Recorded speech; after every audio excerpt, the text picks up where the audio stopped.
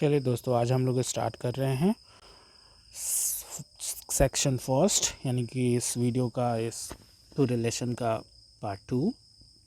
इस वीडियो में हम लोगों ने सबसे पहले हम लोगों को ये देखना है कि फ्रेंच सोसाइटी क्या थी। तो फ्रेंच सोसाइटी को बिफोर 1789 में ओल्ड रिज्म बोला जाता था। क्या बोला जाता था? Old rhythm.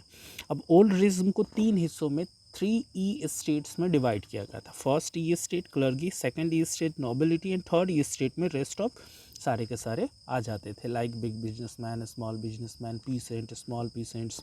ठीक है, ये सारे के सारे, ये हमारा फ्रेंच सोसाइटी था।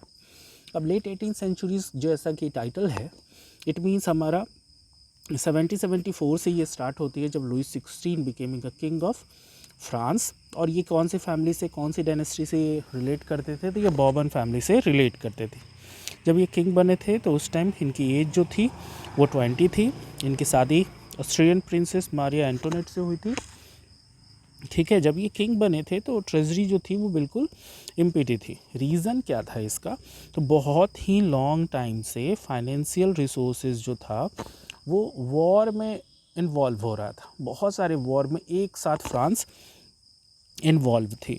ठीक है, दूसरा जो कॉस्ट ऑफ मेंटेनिंग थी वो बहुत हाई थी, लाइक जैसे कि पैलेसेस ऑफ वर्साइल एक एग्जांपल के तौर पर। ठीक है, उसके बाद जो फ्रांस था वो हेल्प कर रहा था 13 अमेरिकन कॉलोनीज का, क्योंकि दोनों का, फ्रांस का भी इनेमी और ब्रिटेन और 13 अमेरिकन कॉलोनीज का भी इनेमी जो था वो दोनों के दोनों एक ही इनेमी थी, यानी कि कॉमन इनेमी था ब्रिटेन।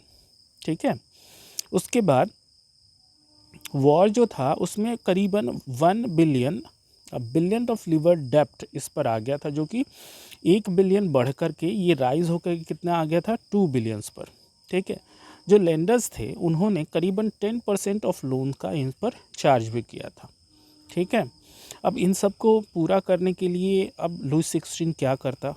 ठीक है, तो इन सब को पूरा करने के लिए, इतने सारे मेंटेनेंस कॉस्ट वगैरह ये सब कंप्लीट करने के लिए लुइस 16 के पास दूसरा कोई चारा नहीं था, सिर्फ एक ही था कि वो थर्ड ई स्टेट की जो टैक्सेस आ रही थी, ठीक है, वो सिर्फ वो उसमें इंक्रीजिंग कर दे। अब एक चीज़ और समझने की बात है कि सिर्फ थर्ड ई स्टेट ही टैक्स पे करता था, बाकी के second E state and first E state tax इससे लेते थे। अब ये टैक्स लेते कैसे थे?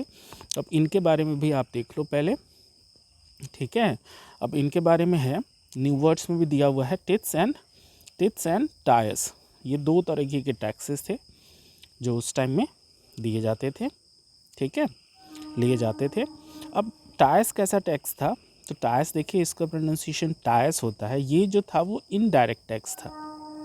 ठीक है, और टेल जो था वो डायरेक्ट टैक्स था। डायरेक्ट टैक्स क्यों? क्योंकि ये डायरेक्ट किंग के पास जाता था। और ये टैक्स इनडायरेक्ट क्यों? क्योंकि ये किंग के पास न जाके चर्च के पास जाता था। ठीक है, और भी बहुत सारे इनडायरेक्ट टैक्सेस थी, डायरेक्ट टैक्सेस थी। ठीक है, जो कि एवरीडे कंजप्शन से रिलेटेड थी, लाइक सॉल्ट एंड टोबैको। ठीक है, अब यहाँ जो सेकंड पैराग्राफ है आपका, सेकंड पैराग्राफ में वही मेंटेन किया गया है कि किस तरह से इस पूरे के पूरे सोसाइटी को किस तरह से डेवलप्ड किया गया था, सोसाइटी में क्या था। अब सोसाइटी का बात आते ही देखिए, 90% पॉपुलेशन जो थी वो थर्ड स्टेट से रिलेट करती थी, 60% जो था वो नॉबल्स का था, और रेस्ट ऑफ जो था वो church and other religious members में आ जाते थे। ठीक है, तो ये हम लोग पहले ही पढ़ चुके हैं। अब आते हैं, इसी के साथ आपका पहला जो ये सेक्शन था ये कंप्लीट तो हो जाता है। अब आते हैं कंप्लीट सेक्शंस में। फर्स्ट पॉइंट आपका आता है 1.1, यानी कि आपका आता है स्ट्रगल ऑफ सर्वाइवल। अब इसमें आता है एक वर्ड जो कि है न्यू वर्ड्स में, सबसिस्टेंस क्राइसिस। अब देखिए यहाँ पर लिखा हुआ है एन एक्सट्रीम सिचुएशन। ठीक है, an extreme situation where the basic means of livelihood are in danger. इसको आप साधारण वर्ड्स में ये भी कह सकते हैं। ठीक है, all the basic needs are destroy. ठीक है, all the basic needs are destroy is known as subsistence crisis. अब ये सबसिस्टेंस क्राइसिस का जो था ये फ्रांस में कैसे आया, किस तरह से आया, इसी के बारे में इस चैप्टर में हम लोग को, इस सेक्शन में हम लोगों को पढ़ना है। तो आइए वो देख लेते हैं इसमें क्या था।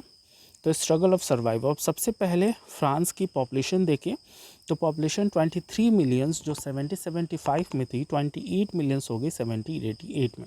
अब जब पॉपुलेशन बढ़ेगी तो डिमांड क्या होगी, डिमांड भी बढ़ेगी, ठीक है। लेकिन प्रोडक्शन क्या होगी, प्रोडक्शन में गेन हुई नहीं, प्रोडक्शन वैसी की वैसी थी। अब प्रोडक्शन सेम है, डिमांड ज़्यादा होगी तो प्राइसेस क्या होगी, प्राइसेस बहुत ही ज़्यादा बढ़ जाएगी, ठीक है। ज़्यादातर जो वर्कर्स जो थे, ठीक है, उनकी फ़िक्स सैलरी होती थी, फिक्स्ड वेजेस होती थी, वो वेजेस में कोई भी इंक्रीजिंग नहीं हुई, ठीक है। लेकिन प्राइसेस जो थी वो बहुत ज़्यादा हाई होती गई। अब ये बहुत बड़ा गैप ले आया पुअर और रिच के बीच में, ठीक है। और उसी time at the same time क्या हुआ कि ड्रॉट्स और हेल जो थी वो रिड्यूस करेगी जो हार्वेस्टिंग थी उसको। ये सारे के सारे मेन रीज़न थे सब्सिस्टेंस क्राइसिस आने की, ठीक है। तो इसी के साथ दोस्तों हमारा ये सेकंड पार्ट कंप्लीट होता है। आई होप सो आपको ये अच्छी लगी तो सब्सक्राइब एंड लाइक करना ना भूलें। Thank you.